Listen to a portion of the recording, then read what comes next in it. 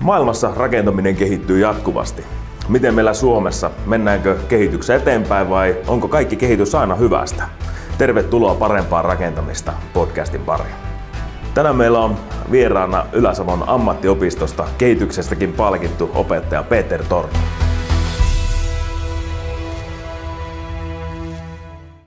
Tervetuloa Peter Thorn. Me ollaan nyt täällä Joensuussa ja eilen meillä olikin mukava päivä. Sun kanssa käytiin siellä Ylä-Savon ammattiopistossa. Meillä oli seminaaripäivä ja tänään meillä olisikin tarkoitus sitten keskustella vähän niistä aiheista, mitä siellä käsiteltiin ja muutenkin rakennusalan kehittymisestä ja minkälaista on ennen ollut ja minkälaista se on tällä hetkellä, ehkä kenties jopa tulevaisuudessa. Mites sä tosiaan oot opiskellut yhdyskuntatekniikan insinööriksi, eikö näin ollut? Joo, kyllä.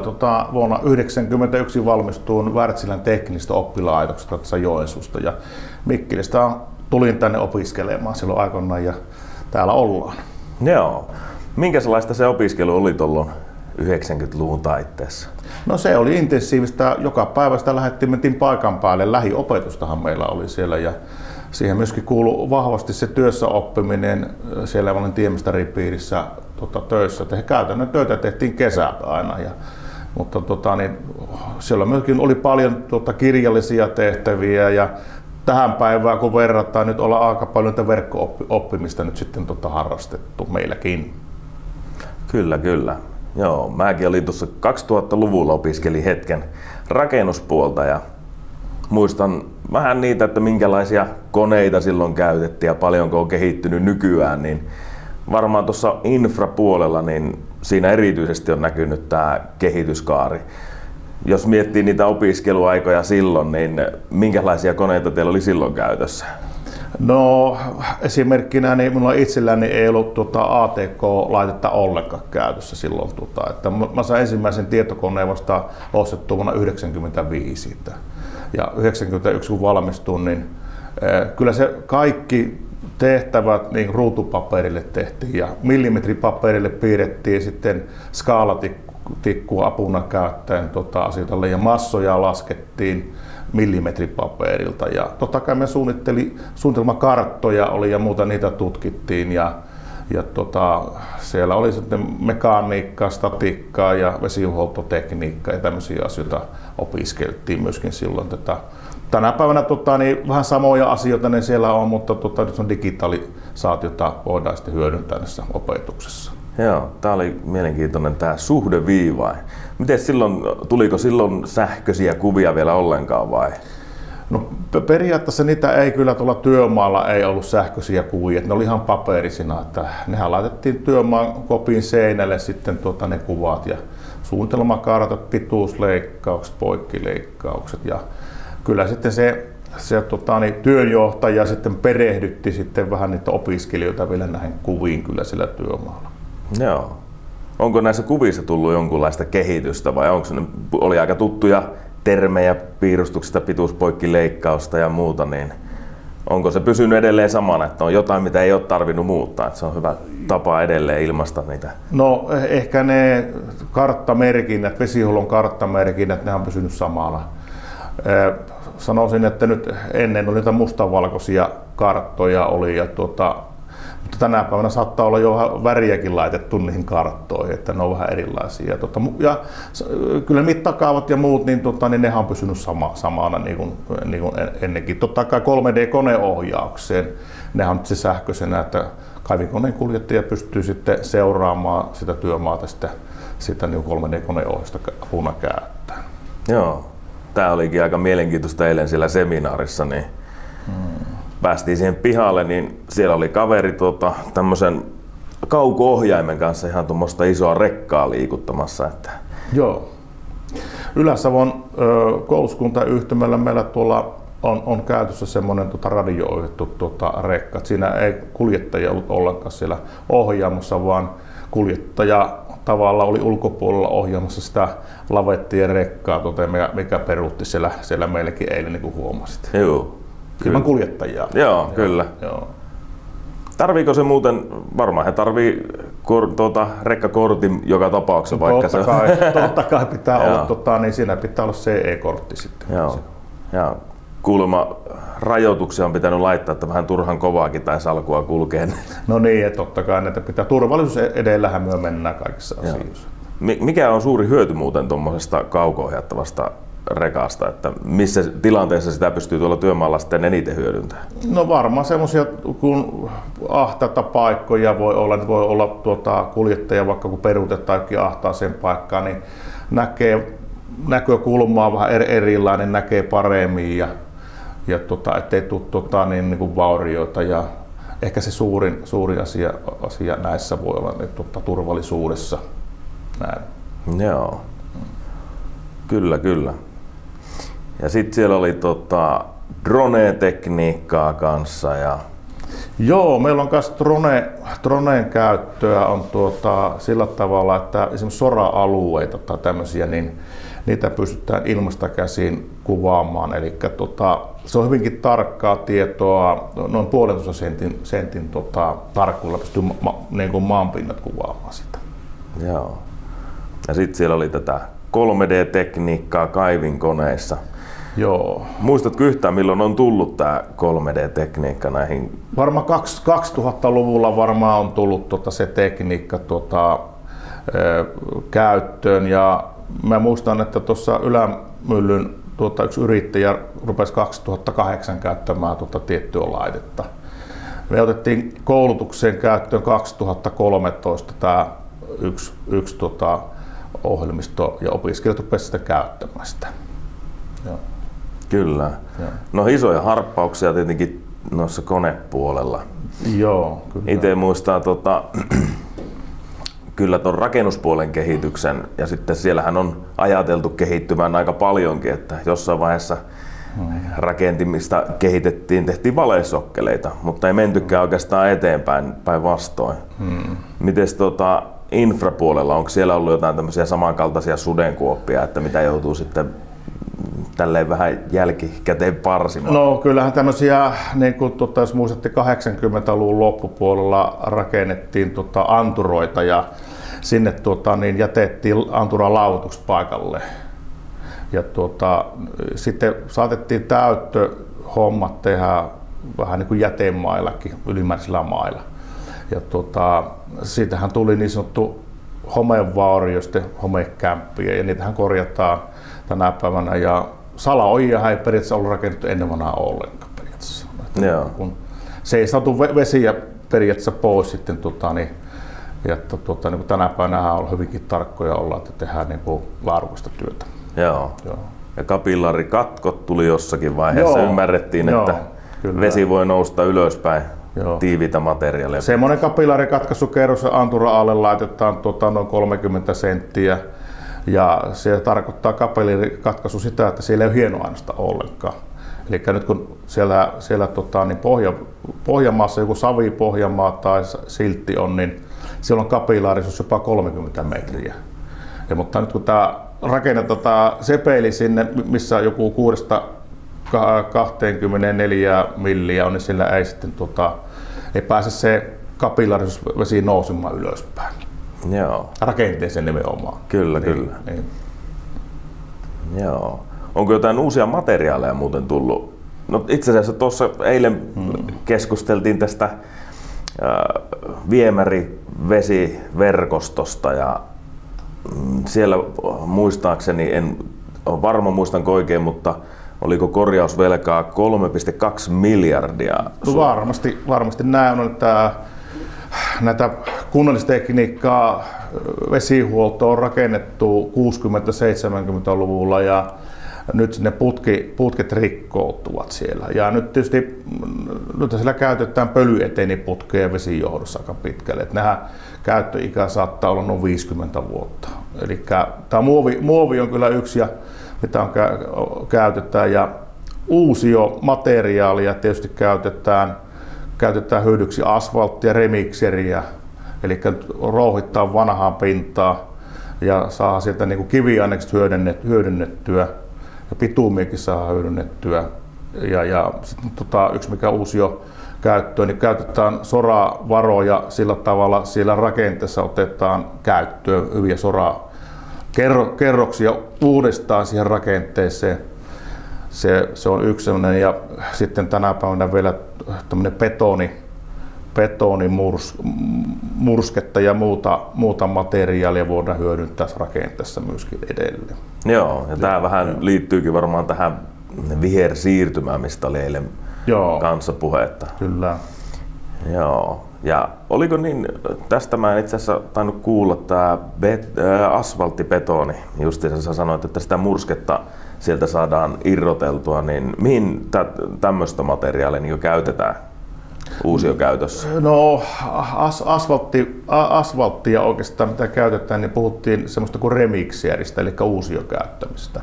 Mä olin itsekin aikoinaan semmoista valvomassa, että remixier tarkoittaa sitä, että 30% laitetaan uusiomateriaalia sekaan ja sitten niin kuin olette nähnyt, niin asfalttia voidaan periaatteessa lämmittää ja sitä sitten niin kuin jyrsitään ja uutta kamaa tulee sitten lisää, sitten, että sitä voidaan käyttää, tulee vähän niin kuin edullisemmaksi ja nyt kun puhutaan energian hinta ja öljyhinta, kun on ollut pilvissä, niin yritetään vähän säästääkin tietysti. Joo. Joo, muistan kyllä kesällä törmänneeni näihin asfaltin kuorioihin. Ja tämäkin oli mielenkiintoinen, sun kollega puhuukin tästä, että kun tehdään tietöitä ja muita ja sitten nämä mestarit joutuu kohtaamaan erilaisia ihmisiä siellä työmaalla, niin ilmeisesti opetatte myös tämmöistä ihmisten kohtaamista tämmöisissä haastavissa tilanteissa, kun on kiire ja onkin yhtäkkiä tietyömaa siellä. Joo. No siinä tietysti työnjohtajia koulutetaan tuossa Ylämyllyllä, niin siellä niin on neuvottelutaitoja, kokouskäytänteitä, johtamista ja tietysti ne muutenkin niin kuin liikenteen ohjaussuunnitelmia opetetaan ja laatujohtamista ja näitä tämmöisiä asioita. Mutta jos tulee ylimääräisiä ihmisiä, vaikka meidänkin työmaalle sinne tulee, niin se sitten on aidetut alueet ja muuten, niin se, että mitenkään sitten vaan lapsia tai vaikka vanhuksia eksyy sinne työmaa-alueelle, niin kyllähän me sitten meidän pitää niin kuin käydä kertomassa, että nyt väärässä paikassa, että voisitteko mennä toiselle alueelle tuossa. Ja totta kai niin kun työtä kun johdetaan, niin pitää hyvin perehdyttää työntekijät työhön ja oikealle oppisesti. Että se on sitä vuorovaikutusta kuitenkin ja työjohtajat on sitten valvojien kanssa aamukahvit juodaan ja jutellaan, rupatellaan päivän kuulumisia. Että se hyvä vuorovaikutustaito pitää olla kyllä työmailla ja ihmisillä. Joo, sullakin on pitkä tausta opettajana ja jonkun verran itse on opiskellut, niin varmaan jonkunlaisia tämmöisiä kommelluksiakin on sattunut. Tuleeko mieleen mitään erityistä, mikä on jäänyt mieleen? No kyllä niitä kommelluksiakin on sattunut sillä tavalla, että vähän tullut vaurioita. Yksi kerta oli semmoinen, että mä sanoin yhdelle opiskelijalle, että kuorma-autolla et sitten ajaa. Ja silloin kaivinkone oli semmoinen purkutyömaa, oli kiviä purettiin siltä ja alettiin auton kyytiin. Niin kaveri sitten otti sen kuorma-auton ja sitten rupesi peruuttamaan ja peruutti kaivinkoneen oven viereen perälauta siihen vasten. Onneksi näistä ei tullut onnettomuutta, mutta oli lähellä sillä tavalla, että olisi voinut sattua, että kun koneenkuljettaja oli sillä kopissa, niin ja sanottiin, että et sitten ajaa niin otti vähän omiin niin luviin se kaveri tämän auton käyttöön. Mutta siitä selvittiin oikeasti onneksi pienillä vaurioilla. Joo, näitä varmaan sattuu. Itse asiassa näinkin teidän pihalla tämmöisen kaivinkoneen, missä oli tämmöinen tuttu korjausteippi, kun Sitkolla oli laitettu jonkun pienen kaivinkoneen ikkuna kanssa kasaan. Joo, mekin käytettiin Sitkoa aina alussa, se oli niin hyvä teippi olevinaan, mutta on niin tiukkaa kamaa, että siitä tuli enemmän oikeastaan ongelmia vaan sitten. Onhan näitä aina vaurioita, kun koneiden lasia ja näitähän menee tulla, että sehän kuuluu elämään, mutta tietysti aina on yritettävä se perehdytys ja säännöt on olemassa, että ei tulisi niitä semmoisia ja henkilövahinkoja nimenomaan ei saisi tulla ollenkaan. Nämä on tärkeitä juttuja. Se kuuluu tähän turvallisuuteen oppilaitosympäristössä, se kuuluu ihan oikeassa työympäristössä se turvallisuus. Joo, tehdäänkö teillä tämmöisiä riskiarviointeja kanssa sitten ennen kuin laitetaan tekemään? Vaarojen riskien arviointia ja tunnistamisia, sehän kuuluu tilaajan toimesta pitää tämmöinen tehdä. Ja myöskin sitten urakoitsija tekee myös työmaalla vaarariskien arvioinnin ja sitten sen mukaisesti toimitaan sillä työmaalla, että pystytään toimimaan turvallisesti. Sama oppilaitosympäristössä, niin meillä on myös on tämmöinen vaarariskien arviointi ja totta kai turvallisuussuunnittelua se kuuluu osaksi meidän toimintaan. Joo, sulla on niin pitkä tausta opettajana, niin varmasti huomaat sen eron, että kuinka paljon on huomiota kiinnitetty juuri tähän turvallisuuteen, että jos vertaat mitä silloin 90-luvun taitteessa opetettiin turvallisuudesta ja mitä nyt sä opetat tuolla, niin joo, no turvallisuus teemana on ollut aikaisemminkin ollut mukana, niin kun ennen tehtiin maanrakennustyömaan turvallisuuskatselmus, semmoinen lomake, pöytäkirja kerran viikossa, mutta tänä päivänä tämä vaarariskien arviointi on tullut lisänä ja sitten on muuttunut tuon turvallisuustason mittaaminen on semmoinen kuin MVR-mittaus on niin kuin maanrakennusalalla ja se on niin kuin havaintoihin perustuva mittaustapa ja siellä on tietty turvallisuustason tavoite, joku esimerkkinä 95% työmaan turvallisuustasosta ja kerran viikossa sitä mitataan ja havaintoja pitäisi olla vähintään 50, että voitaisiin niin kuin, todeta, että se on niin kuin oikein tehty tämä MVR-mittaus. Ja perehdytykset ja koneiden käyttöönottotarkastukset, nehän kuuluu, vastaanottotarkastukset kuuluu työmaalle myöskin siihen turvallisuuteen.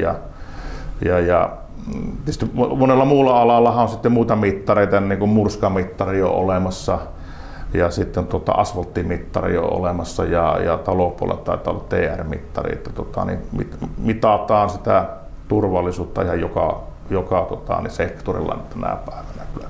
Joo, kyllä se taitaa olla nykyään enemmänkin tämmöinen standardi. Kaikki jo tietää, se on ihan itsestäänselvyys, että turvallisuuteen kiinnitetään huomiota. No sittenhän meillä on tuoreena tulossa tietenkin tämä hiilijalanjälki ja siihen kiinnitetään huomiota ja juuri vihreä siirtymä. Oliko näin, että tässä infrapuolella itse asiassa aika paljonkin on mahdollista vaikuttaa näihin hiilipäästöihin?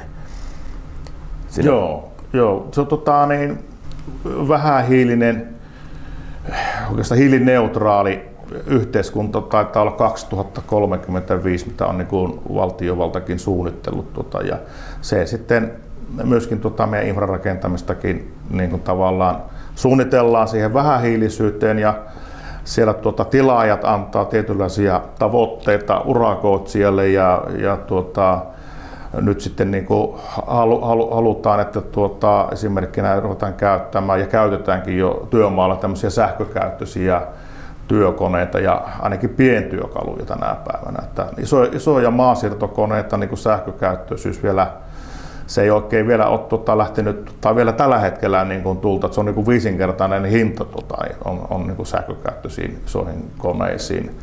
Yksi asia on siinä ja sitten tietysti kuljetus. Tämmöiset matkat niin kuin soraan kuljetukselle tai maa-aineksen kiviaineksen kuljetukselle yritetään saada minimoitua. Et se niin kuin vaikuttaa myöskin siihen hiilijalan jälkeen. Kyllä. Että varmaan, mutta se on urakoinnissa, niin tilaaja eilen kun olit siellä mukana, niin he laskee, tekevät niin laskelman niin hiilijalan jäljestä siihen työmaalle jo etukäteen tilaajaan. Montako tonnia vai mitä tulee CO2, että tuotetaan tällä työmaalla. Käytetään totta kai uusia materiaalia. Minä ymmärsin, että betoni jopa sitoo sitä hiiltä, että se on jopa hyvä asia, että kun käytetään betonirouhetta työmaalla. Kyllä. Joo. Ja tämä materiaalin kuljetukset, niin niistä koostuu aika iso osa sitä infrarakentamisen hiilijalanjälkeä, että oliko se melkein 30% jopa? Joo. Eli tarkoitus olisi ilmeisesti pyrkiä siihen, että mahdollisimman läheltä löytyy aina sitten kaikki materiaalit. Joo, tässä taisi olla eilenkin yksi ihan urakoitsija haluaisi, että viranomaispäätöksiä nopeutettaisiin sillä tavalla, jos tulee iso urakka jostain. Ja siinä urakan lähellä olisi joku sora-alue tai läjitysalue, että saisi luvan niin kuin periaatteessa nopeasti sitten toimintaan sille alueelle, että ei tarvitse sitten lähteä vaikka 30 kilometriin sitten kumipyörällä ajelemaan, että se voisi olla vaikka 2 kilometrin päässä. Että tämmöisiäkin on, niin kuin eilen taisi tulla yhden urakoitsijan ajatuksia. Onko Suomessa olemassa jotain tämmöistä järjestelmää, mistä voisitte katsoa, että missä on tämmöisiä soramonttuja, mistä saa sitä, vai onko se vaan, että Puskaradion kautta tiedät, missä sitä maa-aineesta on? Vai olisiko semmoinen hyvä jopa suunnitella Suomeen tämmöinen joku yleinen standardi, joku online-pankki, mistä näet, että missä on lähimmät paikat, ja esimerkiksi jos tulee niitä purkumaita, niin voit laittaa ne maat sinne online-järjestelmään, mistä muut voisitte katsoa, että tätä tarviketta sitten tarvitaan jossain hyvin lähelläkin. Mä ymmärsin, että Helsingin päässä taitaa olla tämmöinen pankki, että asiakkaat pystyy ja ihmisetkin katsomaan sieltä internetin kautta, että missä on tämmöisiä maa-aineksia ja mikä sitä voisi vaikka keneltä tilata.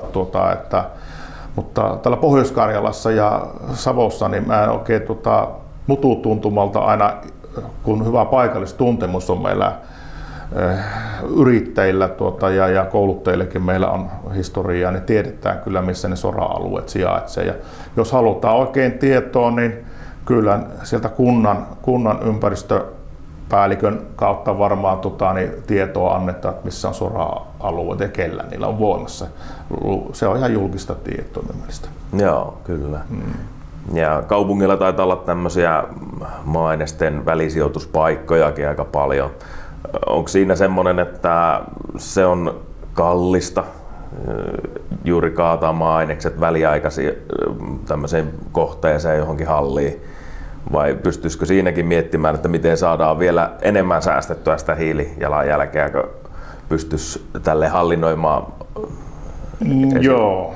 Kyllä se, niin kun ajatellaan, että se Joensuunkin alueella, missä me nyt ollaan, niin jos tulee paljon rakentamista tähän Rutukava-alueelle, niin mahdollisimman lähelle yrittäjät yrittää saada luvan, että maa-aineksen sijoittamiseen.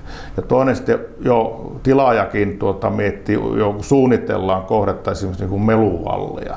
Eli voi olla, että sitten voidaan sijoittaa niitä maa-aineksia hyvinkin lähelle siihen työmaa-alueen lähelle niin meluvallin tekemiseen, mistä tulee hyötyä sitten niin kuin hiilijalanjäljenkin kautta ja kustannushyötyä tulee. Että ehkä tämmöisiä ajatuksia voisi nähdä tämmöisiä olla. Joo, kyllä. Sitten tuolla tosiaan eilen puhuttiin siitä korjausvelasta, mitä nopeasti siinä vilkasin niitä, että Suomessakin asfaltteja, pääteitäkin taisi olla melkein 9000 kilometriä korjausvelan alla. Onko se tasaisesti ympäri Suomea vai kohdistuuko se enemmän sitten tämmöisille vähän syrjäkylille tai pienemmille paikkakunnille? Se on selvää, että nythän nämä meillä maantiet ja valtatiet on luokitettu joko ykkösluokkaa, kakkosluokkaa, jopa kolmosluokkaa. Ja kyllä se ikävä on näin sanoa, että ne suurimmat rahat menee tuonne Kehä kolmosen eteläpuolelle, että siellä tietysti on sitten liikennemäärätkin isommat kuin täällä meillä Itä-Suomessa, mutta ei pitäisi unohtaa kuitenkaan meidän Itä-Suomeenkin täällä, että kyllähän me halutaan pitää asuttuna tämäkin alue ja kyllä täällä sitä korjausvelkaa on edelleenkin ja nyt sillä rahalla, mitä korjausvelkaa yritetään supistaa, niin ei pystytä esimerkiksi asfaltointia tekemään niin paljon, että se korjausvelko saataisiin kiinni, mutta meillä on niin paljon infrarakenteessa korjausvelkaa, että vuosikymmeniksi riittää töitä. Joo.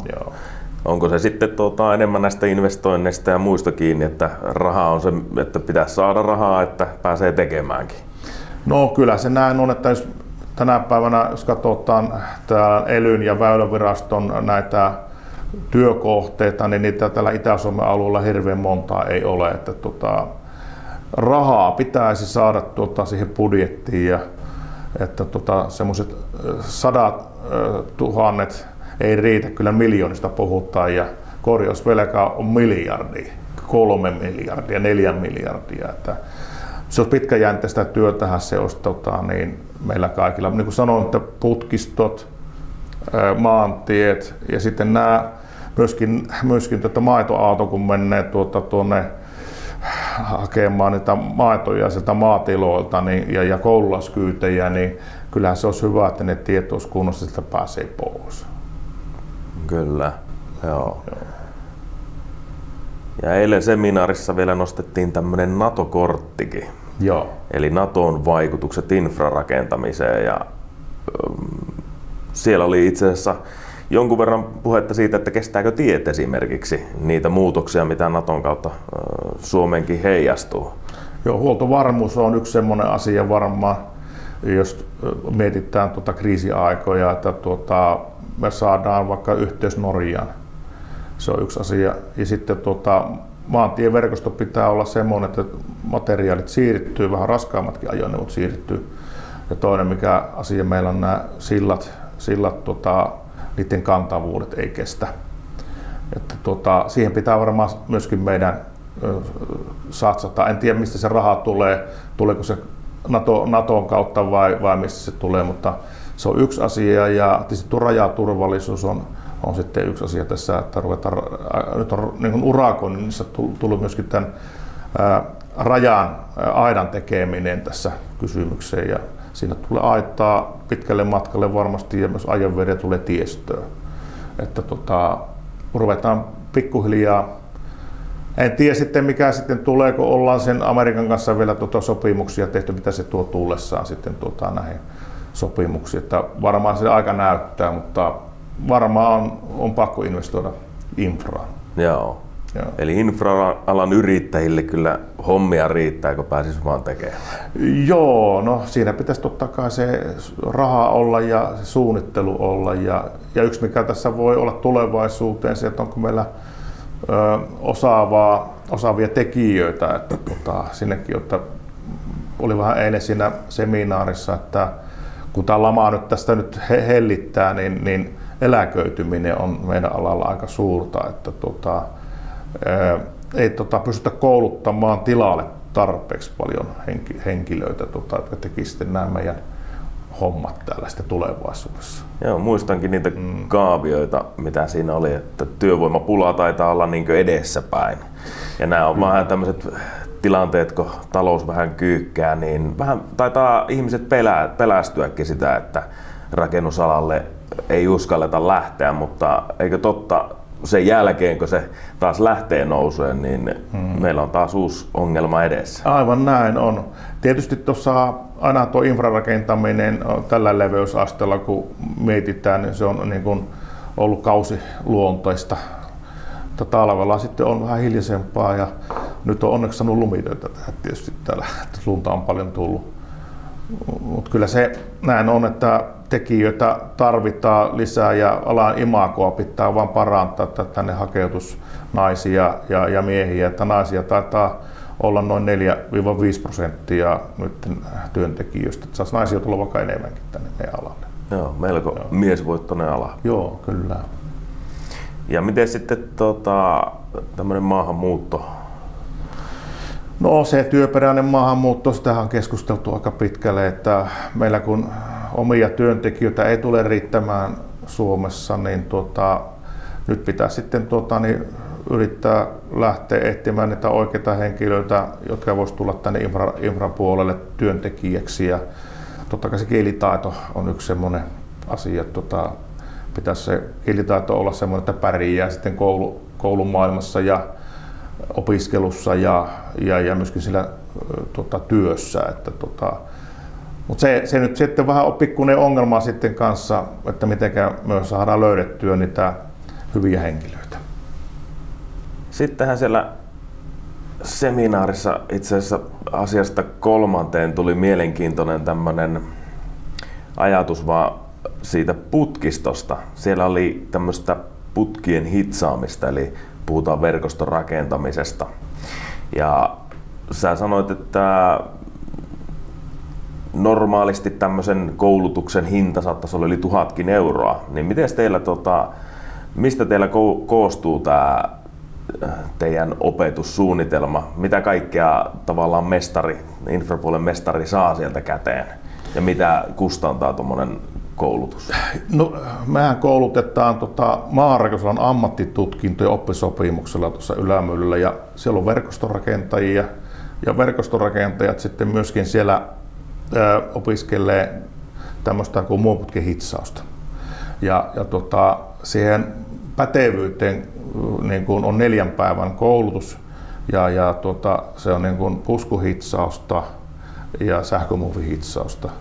Ja sitten kun sen koulutuksen on hyväksytty saanut läpi, niin todistuksen, niin se vielä venytyskokeeseen joutuu tuonne laboratorioon ja rikotuskokeeseen kanssa ne tehdyt työt, että ennen kuin saa sen todistuksen. Se on aika tarkkaa ja sen arvo on aika muistaakseni hinnakas, että 1364 € maksaa tämmöinen 4-päiväinen koulutus, mutta ketkä meillä on opiskelijana, niin sehän kuuluu tähän koulutukseen. Ja koulutuksen hinta on ammattitutkinnossa 250 €.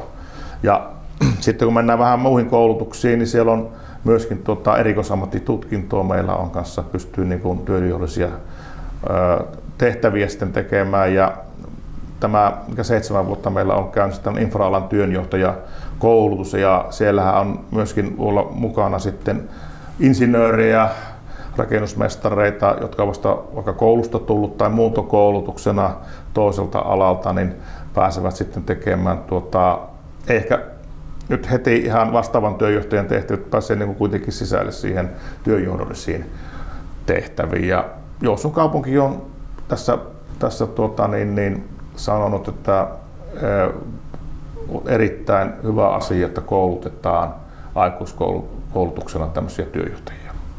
Joo, minkäs mittainen tuo koulutus? No tuo verkostorakentajan koulutus oppisopimuksella 2-3 vuotta, erikoisammattitutkinto 2 vuotta ja tämmöinen työjohtajakoulutus, niin tämä teoriajakso kestää noin 6 kuukautta ja siihen sitten voidaan sisällyttää tässä työssä oppimista yrityksestä oppisopimuksella, niin se on noin 3 kuukautta, noin 8-9 kuukautta kestävä koulutus. Vähän liian lyhyt minun mielestä, mutta valtiovallalla ei ole todennäköisesti rahaa sitten pitempään koulutukseen. Mutta kyllä siinä aika hyvä teoria-osaamisen sitten kyllä saa tähän alalle. Joo. Ja teillä tosiaan on aika tiivistä yhteistyötä sitten paikallisten yrittäjien kanssa. Kyllä, ehdottomasti. Me ollaan sitä tehty sitä yhteistyötä, se mikä minäkin muistan, niin semmoinen 20 vuotta tässä. Ja me on otettu niitä yrittäjiä kouluttajaksi myöskin mukaan ja arvioijana ovat mukana. Ja sitten aina olla hyvinkin usein verkostoidutaan heidän kanssa ja kysytään koulutustarpeita, että mitä ketään voisi kouluttaa, lisää kouluttaa tai jopa sitten peruskouluttaa uusiakin henkilöitä ja niitä pätevyyksiä, mitä pitää olla, niin kuin tiedetään, tulitöitä, vesityökortteja ja ammattipätevyyskoulutuksia, niin kyllä niitä pitää sitten yrittäjän sitä omaa henkilökuntaa koulutuksia päivittää. Jos niitä ei päivitä, niin ei pääse töihin. Joo. Eikö se vähän ole tämmöinen juttu, että aika tiivistä yhteistyötä siis tehdään kyllä. No sieltä varmaan tulee yrittäjiltäkin aika hyviä ideoita sitten tuohon kouluttamiseen, että se on tosi käytännönläheistäkin. No opetussuunnitelmia, mitä minä olin ylemmässä ammattikorkeakoulussa tässä opiskelemassa vähän, niin päivitin tämän työjohtajan opetussuunnitelman ja siinä nimenomaan opinnäytetyönä niin oli yrittäjäkaverina, infra-alan yrittäjäkaverina sitten vähän kehittämässä ja yrittäjät oikeastaan kehittämässä sisältöä ja Infra ry:kin on ollut mukana vähän sitä kehittelemässä näitä asioita. Että ei niitä oikeastaan yksin ei pysty tekemään näin isoa kokonaisuutta. Siinä pitää olla niin kuin yrittäjät mukana. Joo. Miten tuommoinen teknologia sitten tuossa opetuksessa? Sekin kehittyy jatkuvasti ja paljon on varmaan ohjelmistoja ja sovelluksiakin käytössä. jos vertaa siihen, että sulla ei ollut omaa ATK-laitetta kun opiskelit, niin siinä on valtavia harppauksia otettu sen suhteen. Joo, nyt jos tänä päivänä mietitään, niin meillä esimerkkinä opiskelijoilla on kaikilla nyt tietokoneet käytössä tai läppärit käytössä. Ja sitten digitalisaatiota me käytetään hyödyksi, eli Ylä-Savon koulutuskuntayhtymä on satsannut 1 000 000 euroa tämmöiseen kuin EYSAO-hankkeeseen, eli meillä on tavallaan yksi kampus on verkossa. Ja mikä meillä lähti käyntiin, niin tuo It's Learning verkko-oppimisympäristön kehittäminen, ja siellä opiskelija pystyy sitten aikaa tai paikkaa sitomattomasti opiskelemaan ja pääsee kalenterin kautta joustavasti sitten näihin koulutuksiin.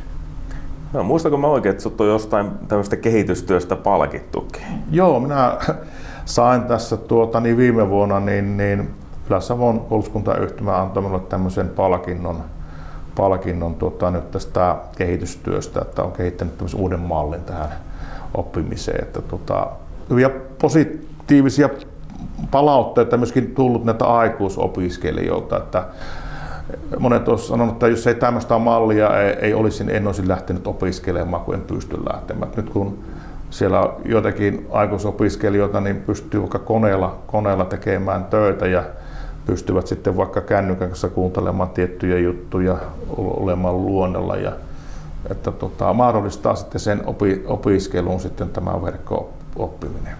Joo, no siinä ollaan menty eteenpäin. Mites sitten jos mietitään tulevaisuutta, miltä sinun mielestä näyttää infrarakentamisen tulevaisuus tai Suomessa ylipäätään tämä rakentamisen seuraavat vuodet?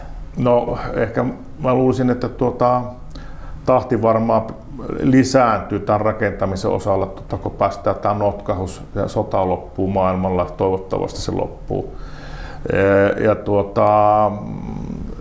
rakentaminen jatkuu edelleen ja saa nähdä nyt sitten, rahaa pitää saada vain jostakin, että mistä sitä taiotaan sitä rahaa, mutta pakkoa se jostakin se rahaa tulla, että hommat jatkuu sitten meillä kaikilla täällä.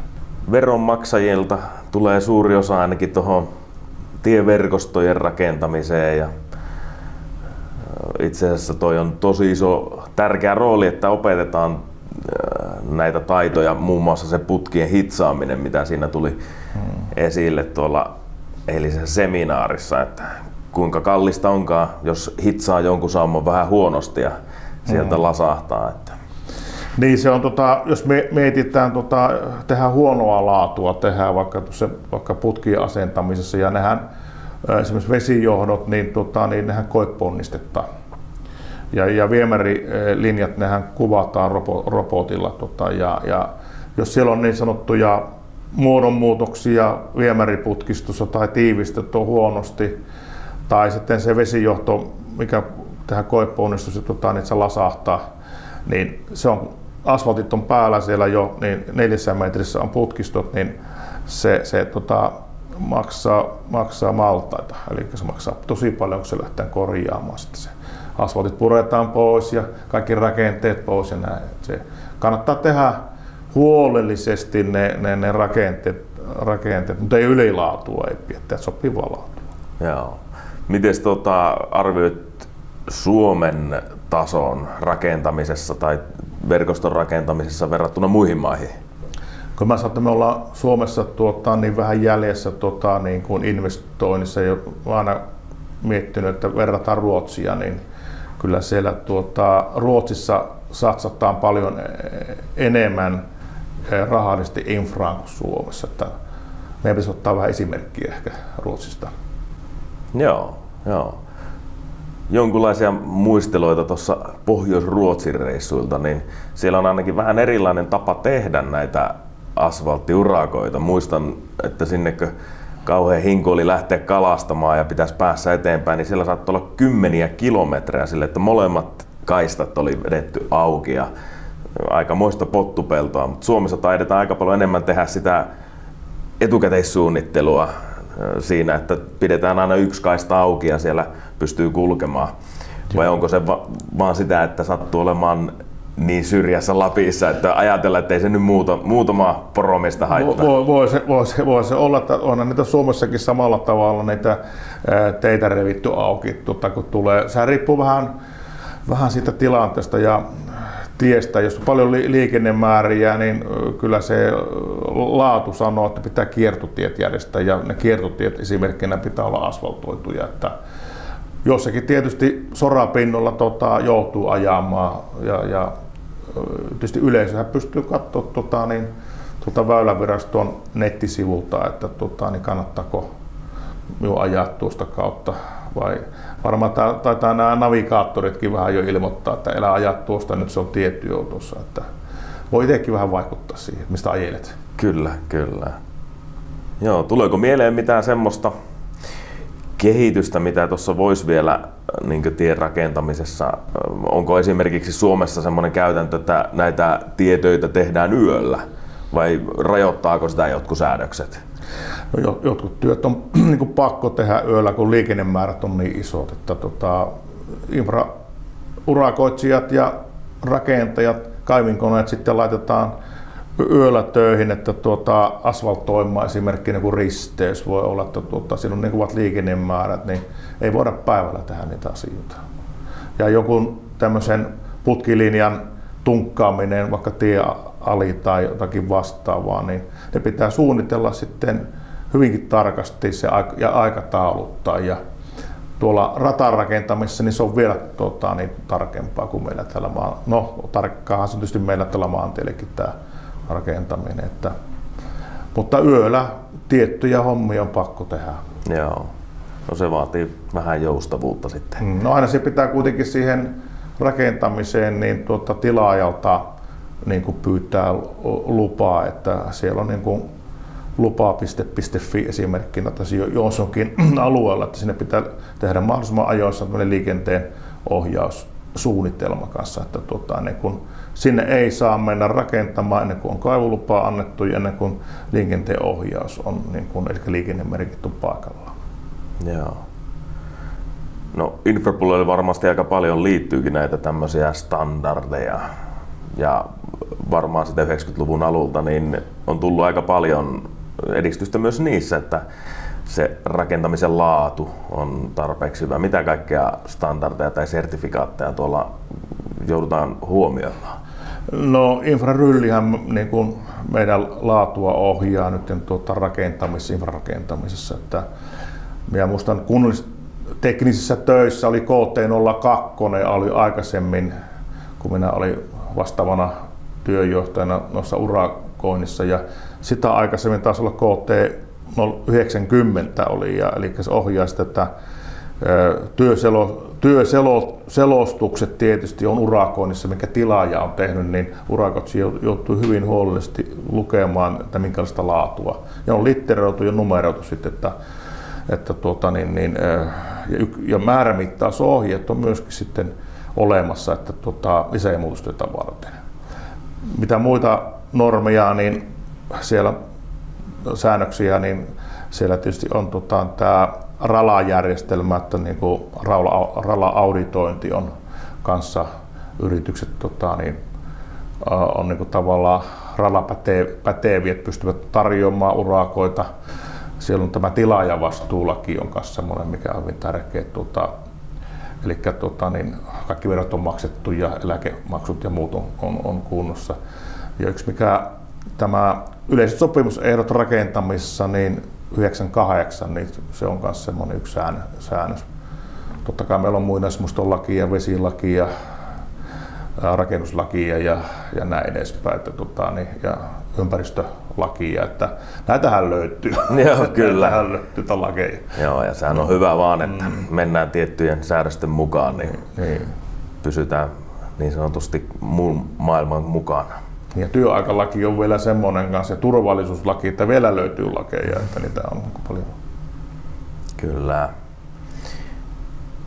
Joo, tässä on kyllä käynyt ilmi, että maan rakentaminen on mennyt aika hurja harppauksia 30 vuodessa eteenpäin. Ja paljon asioita tulossa.